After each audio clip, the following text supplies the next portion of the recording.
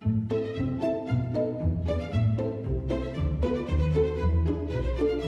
camera's not there.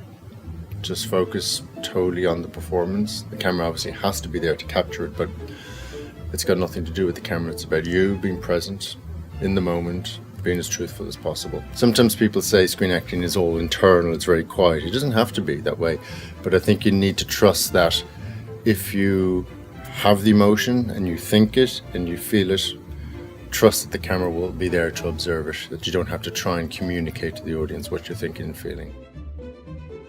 So you've got to keep working the whole time. I think a lot of people, they think, well, I just wait for the phone to ring or wait for an audition to come in, and then they haven't been practicing at all. So it's a surprise them when they're crap when they go in for the audition.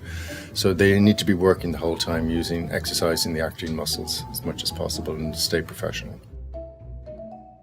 I think they have to remember that they're there to do the casting director a favour. It's not the other way around. The casting director has a problem, which is they need to find an actor to fill this role, and that they are possibly the solution. So instead of going in begging and praying and hoping that something happens, that kind of neediness can really stink out an audition room.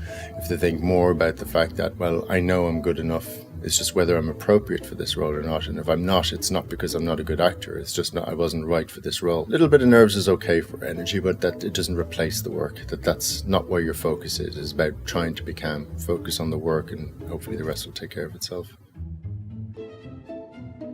I think it's always important when you get your sides, sometimes at short notice, to try and understand what the scene is about. And try and work out what the writer's intention is, or maybe the subtext, or what's going on in the scene.